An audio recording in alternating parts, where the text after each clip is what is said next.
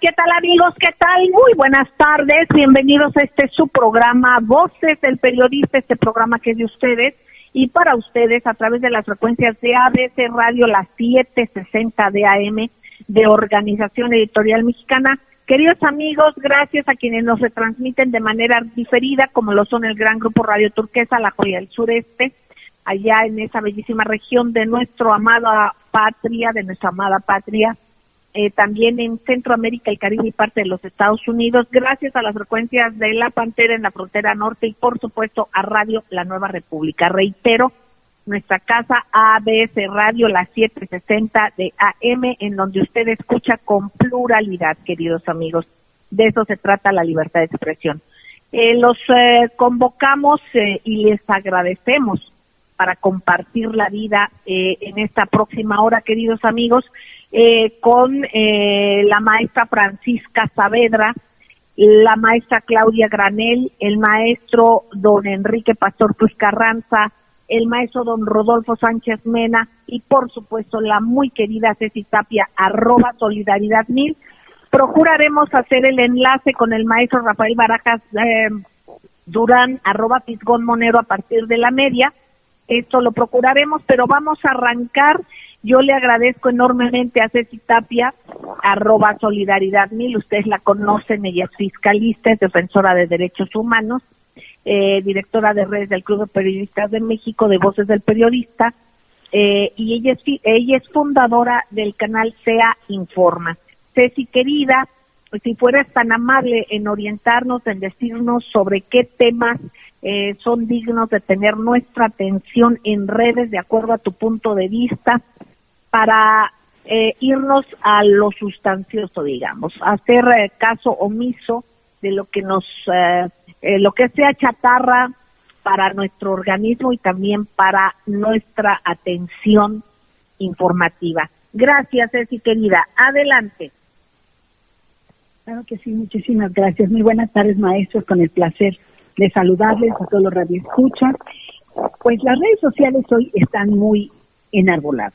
Resulta que en la mañanera el presidente Andrés Manuel López Obrador habló de Gertz Manero, pero no solamente por el hecho de que diga que es eficiente, honrado, etcétera, sino que dice, el elefante debe moverse. Es decir, hablábamos de un elefante reumático al principio de la administración para quienes no han alcanzado, obviamente, pues justicia. Entonces esperamos que en esta situación las redes que hoy exigen al fiscal general más acción, más atención a todo lo que está pasando en el país, en los casos que han marcado la 4T, como Lozoya, etcétera, etcétera, pues las redes sociales siguen hablando. Y bueno, yo creo que es muy importante mencionar también que eso no se ha hecho una tendencia. Hoy es el Día de los Pueblos Indígenas. En México hay 11.13 millones de habitantes indígenas, 364 variantes lingüísticos, los más importantes pues es el náhuatl, el maya, el zapoteco, el mixteco, de donde yo formo parte, y el otomí. Entonces yo creo que es muy, muy importante porque en todos los estados, de nuestra hermosa república existen pueblos originarios, pueblos indígenas, el respeto, el sentirse orgulloso y evitar que vayan desapareciendo las lenguas indígenas que a mucha gente les da vergüenza porque han sido dejados, maltratados, discriminados. Y no es de ahí, pues partiendo que estemos atentos y orgullosos de nuestras raíces, vamos platicando de un tema que es también importante y muy preocupante. Resulta que el día de hoy se difunde un video en redes sociales en donde presuntos, y decimos presuntos, integrantes del cártel de Jalisco Nueva Generación amenazan a una conductora de Milenio TV. Esta intención, en este caso, es Azucena Oresti, pero el tema es tan importante que dice, no, aunque me digan feminicida, esa es una amenaza de muerte. Entonces están muy atentos. Yo creo que las redes sociales y todas las personas estar atentos, porque no puede ser que una comunicadora pueda o no gustarle lo que digan, pero sea amenazada, y usen estas redes sociales para llegar. Ahora ya no es necesario salir en la tele, poner una manta, sino subir un Twitter, subir un Telegram, subirlo a un canal de YouTube y entonces darse cuenta el impacto tan grande que tiene. Por supuesto, todo el mundo le ha solicitado al presidente Andrés Manuel López Obrador, pero también hay que decir que hay un mecanismo para protección de periodistas, de defensores de derechos humanos y periodistas que sí funciona a nivel federal. No puedo decir lo mismo con estatales, que nos ha quedado un poquito corto, pero tienen que ir a la CEGOP, tienen que ir al mecanismo, y no solamente es decirle al presidente, porque para eso hay órganos que se dedican a este tipo de acciones, que sí funcionan, que funcionan bien, y ojalá que le den la atención, y pues nos unimos a el apoyo a nuestra compañera comunicadora. Y de ahí vamos también a platicar un poquito de la Unidad de Inteligencia Financiera, quien busca reforzar la labor de antilavado de dinero con actividades vulnerables. ¿Por qué lo comento? Porque, por ejemplo, se ha hablado mucho que los jueces han devuelto a todas las personas, o los magistrados con amparos han devuelto el dinero que hoy la 4T no ha sido aunque todo el mundo se ha burlado y dice, ay, no abrazos y sí balazos, no balazos y sí abrazos, pues aquí estamos hablando de una guerra en el que se ha manejado de tener el dinero de los maleantes y de quien parece que lavan y que cometen ilícitos. Recordemos esto, y un caso muy importante: juez niega desbloquear cuentas bancarias de Andrés Romer. Ustedes recuerden que está en Israel acusado de acoso, de abuso, etcétera, etcétera, y sin embargo no es el primer individuo que es perseguido que se va a Israel. Ojalá que esto cause precedentes, que los jueces que niegan desbloquear cuentas a quienes están acusados, si hay pruebas, pues no les liberen, para que ellos tengan la obligación de presentarse en algún momento. Otro tema que es súper importante y que ojalá nos esté escuchando alguien de la Secretaría de la Secretaría de Gobernación, se está hablando de un decreto. Este decreto para liberar a las personas que han sido encarceladas injustamente, torturadas, etcétera, etcétera. Pero hay quienes son culpables fabricados y que son personas inocentes, que son torturados y que fueron acusados falsamente de crímenes de alto impacto y crímenes que no cometieron. Ojalá nos escuchen y no los excluyan, para que sean beneficiarios del decreto de AMLO, por supuesto, demostrando que no solamente fueron víctimas de tortura ellos y su familia, sino que han sido perseguidos políticos y que nadie ha hecho nada por ellos. Y con esto son mis comentarios de redes sociales. Muchas gracias. Muchísimas gracias, Ceci, querida. Ceci Tapia, @solidaridadmil. Bueno, queridos amigos, yo pediría, si fueran ustedes tan amables en opinar lo mismo, escuchar la opinión del maestro don Enrique Pastor Cruz Carranza, representante del Club de Periodistas de México en el bellísimo estado de Campeche, además de ser parte, al igual que el maestro don Rodolfo Sánchez Mena y que la maestra Francisca Saavedra, del jurado calificador del certamen nacional e internacional de periodismo. El maestro don Enrique Pastor Cruz Carranza, muy buenas tardes, conductor de A Fuego Lento. Maestro querido, el presidente de la República tiene un discurso muy interesante, pronunciado desde Chihuahua en esta gira, que ha sido muy comentada, pero aquí los conflictos del Poder Judicial también tienen que ver. Hay muchos temas importantes, ya que estos transitan a ser resueltos, esperemos que así sea, y también los delicados temas del Congreso, aunque se han interpuesto pues sendos amparos, como usted bien lo comentaba antes del programa conmigo, querido maestro. Aquí también en los temas de concluir esta comunicación con la vicepresidenta Cámara, por ser fundamental, pues estratégica, esta relación del pueblo de México con los Estados Unidos. ¿Qué mensajes, qué lecturas tiene en este discurso y en este tender puentes de diferentes maneras de nuestro presidente Andrés Manuel López Obrador? Adelante, maestro don Enrique Pastor. Excelente día, un gusto y un placer participar como siempre en Voces del Periodista. Saludo a todos los compañeros que están participando y que van a participar. Y sí, efectivamente, dándole seguimiento cotidianamente a las mañaneras, y ya ni siquiera a las mañaneras de lunes a viernes, sino las de fin de semana, que ya se volvieron también una tradición en giras en toda la República Mexicana, pues un estado que había, como muchos más, que hay una gran resistencia. No olvidemos que todo cambio democrático genera resistencias naturales y que esto tiene que ir levantando las tolvaneras habidas y por haber. Y bueno, pues desde Chihuahua el presidente manda una serie de mensajes muy específicos con su característica forma de ser, les mete el toque clásico de su temperamento tropical, en el caso de señalamiento a medios que llegaron a ser poderes fácticos y que llegaron a exigir y que quisieron normar la conducción del país al grado tal de que se sintieron con el derecho de imponer presidentes de la República. Y también, por supuesto, la circunstancia que él muy atinadamente define. Vivimos en un país en división de poderes, en donde, por supuesto, ello no implica el que no existan señalamientos y que en cada una de las áreas las cosas vayan resolviéndose con apego a las leyes vigentes en nuestra Constitución. Los cambios tendrán que irse dando a partir precisamente de los procesos democráticos y de los mandatos ciudadanos que así lo establezcan. Mientras tanto, tenemos una Constitución y sobre ella tenemos que transitar.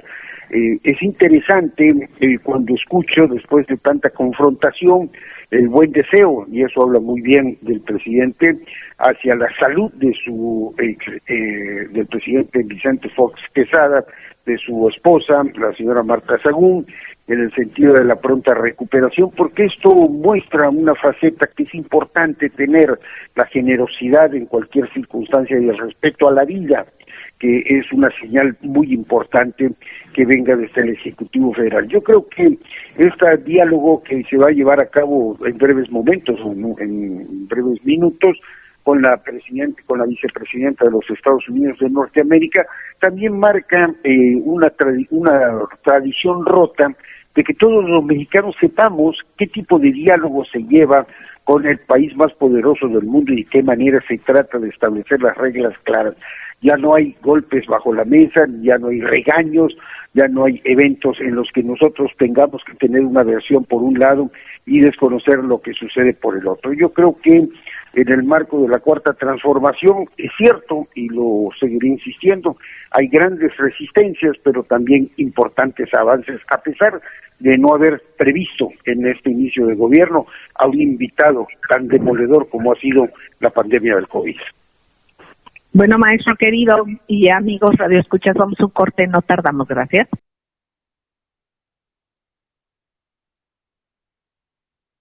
Gracias, queridos amigos, gracias por seguir con nosotros. Estamos en Voces del Periodista en ABC Radio y seguimos escuchando al maestro don Enrique Pastor Cruz Carranza. Adelante, maestro.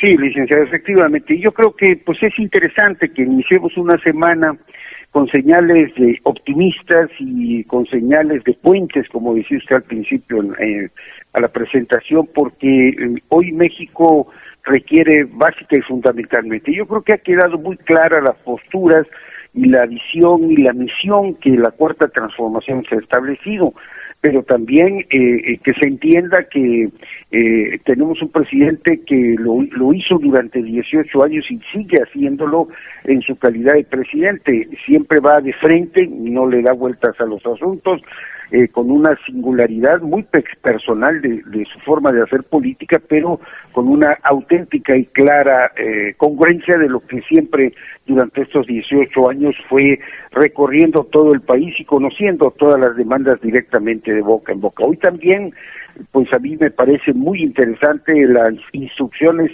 que hay hacia la periodista Azucena Urieste por la amenaza o las presuntas amenazas de un cártel llamado Jalisco Nueva Generación, Lo que pues es importante señalar y puntualizar la existencia, lo decía al principio la contadora Ceci Tapia, de lo que es el mecanismo para la protección de defensores de derechos humanos y periodistas, en donde desde la Subsecretaría de Derechos Humanos se tiene que seguir trabajando fuertemente, porque no puede ser que nuestro país siga siendo el lugar más peligroso para ejercer el periodismo y en donde las diferencias de puntos de vista tengan que dirimirse en atentados a la vida y a la seguridad de quienes ejercen esta actividad. Hay quienes confunden el señalar un tema político periodístico con querer matar al mensajero. Hay el periodista, el de la opinión,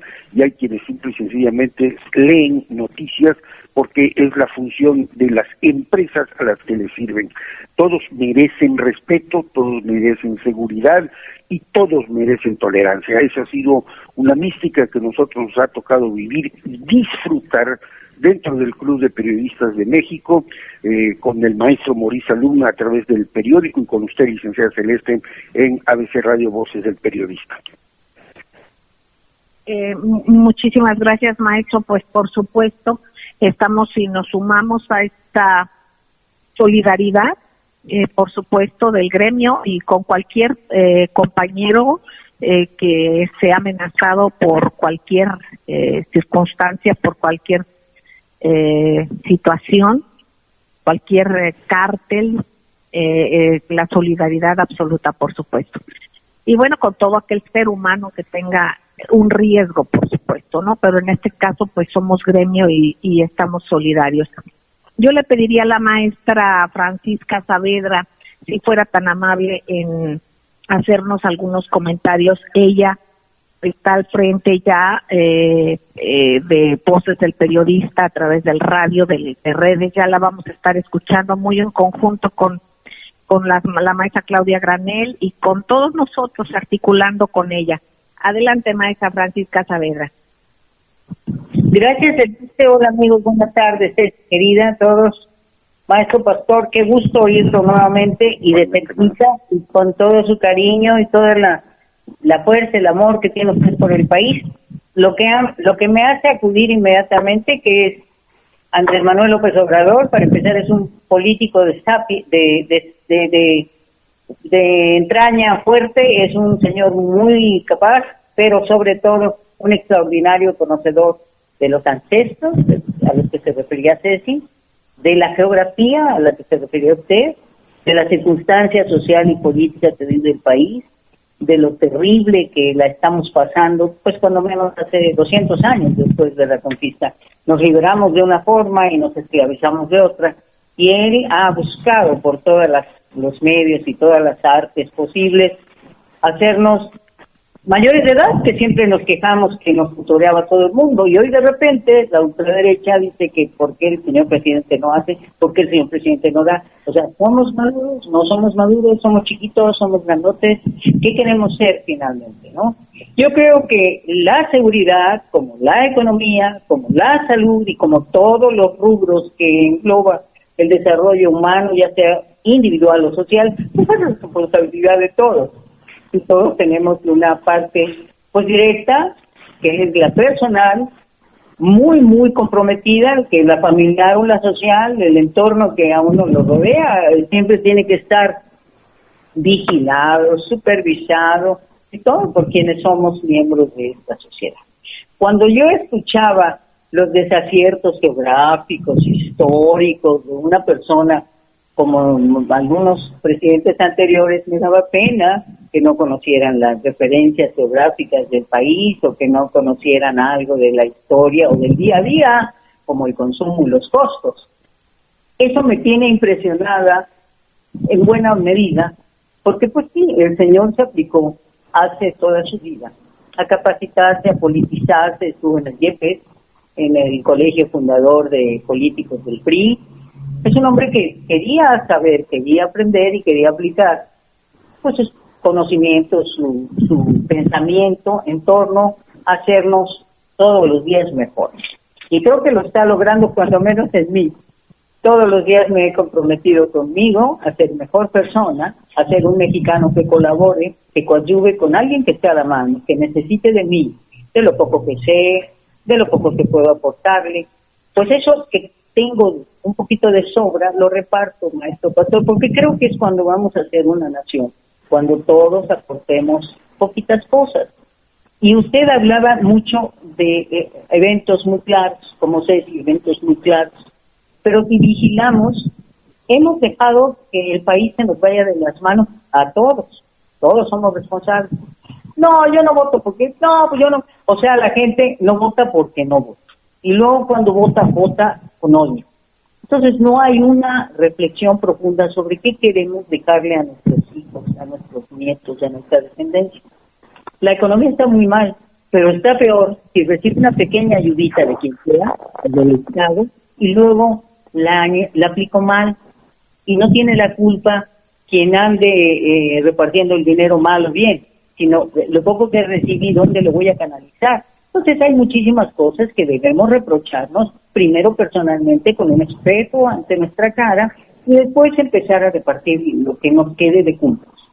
Y ese día yo creo que vamos a ser mejores, o tendremos que esperar que venga alguien de Cambridge o de Chicago Boys, los niños que estudiaron en Chicago, a hacer pedazos a nuestro país, o alguna otra ciencia que se haya estudiado en el extranjero y que poco tenga que ver con nuestra idiosincrasia.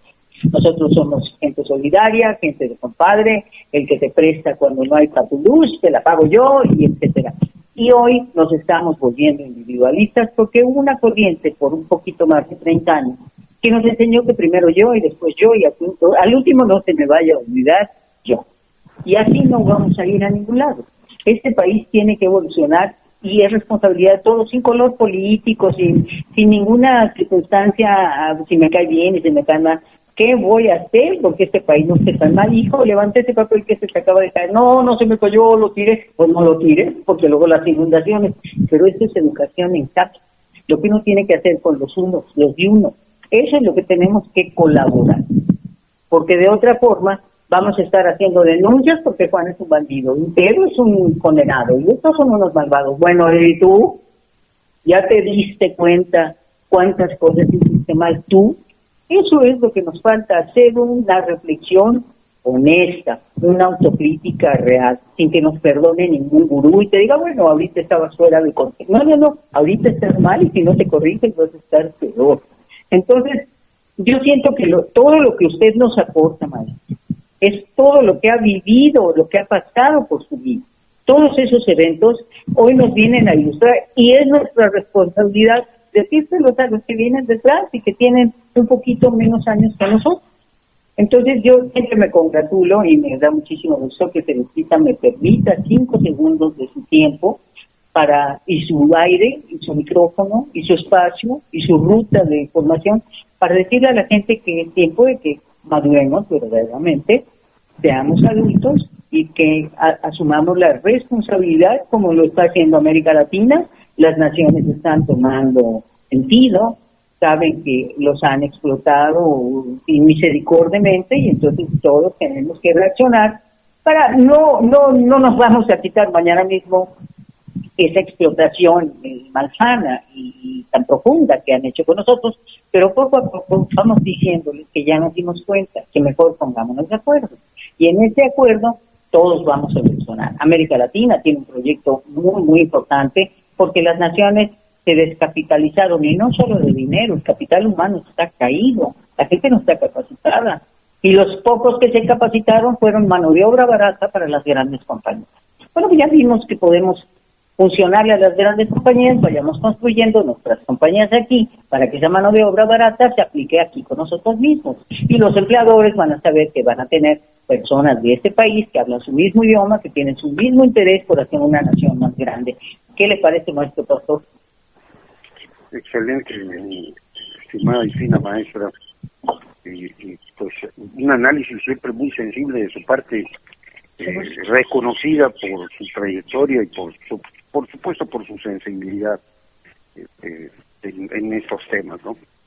Y es cierto, la Constitución misma en su promulgación marca que el poder es del pueblo y emana del pueblo. y este es un mandato que nos da la Constitución y el constituyente, y que nos falta a nosotros asumir esa parte de responsabilidad. Y la decisión de un gobierno no termina en asistir nada más a una urna, es el trabajo diario, es el pago de impuestos, es la exigencia de rendición de cuentas, la revocación de poder, todo lo que hoy el presidente se ha atrevido a hacer y que en ningún tiempo se hizo, y sí se impusieron, hubieron, haya sido como haya sido, caídas del sistema y otro tipo de imposiciones en contra de la voluntad popular. Alguien dijo por ahí, acá en mi pueblo, que las crisis maduran, y cuando las crisis maduran no necesariamente la reacción es la más inteligente, porque ese es el punto en el que debemos nosotros trabajar profundamente: la comunicación, la orientación y abordar los temas para que, como lo señala usted en este momento, la maestra Saavedra, los que hemos transitado en la vida compartamos nuestra experiencia para que las nuevas generaciones no vean lo que sucede como algo nuevo y se distraigan ante el avance tecnológico o la distorsión de la información que está plasmada en nuestra hermosa historia como país y como humanidad. Perfecto, maestro querido, maestro don Enrique Pastor Cruz Carranza. Queridos amigos, vamos a ir un corte, regresamos y nada más les recuerdo que en esta mesa está también el maestro don Rodolfo Sánchez Mena, está la maestra Claudia Granel, y procuraremos el enlace, a ver si lo logramos, con el maestro Rafael Barajas Durán, @FICONMonero. Vamos a un corte y regresamos, gracias.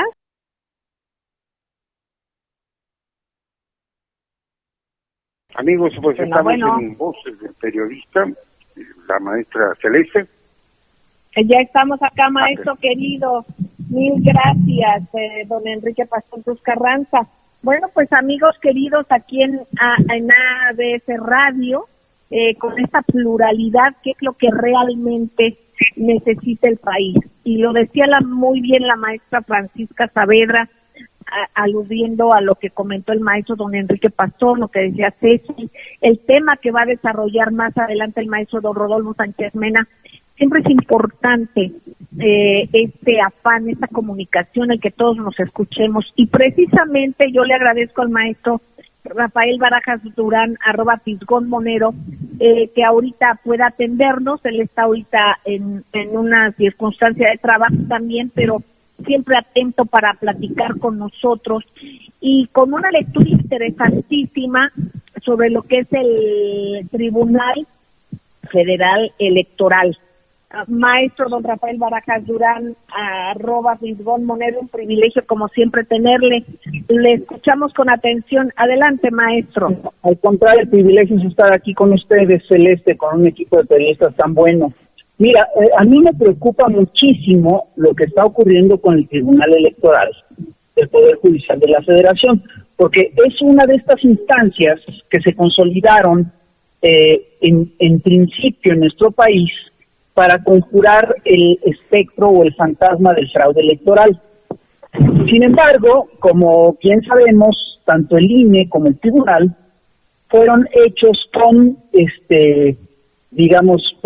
fueron productos del viejo régimen, y si bien el INE en un principio tenía unos vivetes ciudadanos, muy pronto se convirtió en rehén de los partidos políticos y de las lógicas de los partidos políticos, concretamente del PRI, del PAN y del PRD. Y ya sabemos, todos tenemos muy claro, que los actuales consejeros presidentes, muchos de los actuales consejeros presidentes, fueron precisamente nombrados por acuerdos entre estos partidos. Y algo muy similar ocurrió con el Tribunal Electoral. Ese tribunal en principio ya va de salida, y es increíble lo que está pasando ahí, porque nos encontramos con que el que era el presidente del tribunal, el señor Reyes, pues tenía toda una serie de acusaciones por enriquecimiento inexplicable, ¿no? Y se le quita del cargo mediante un procedimiento que no es correcto tampoco.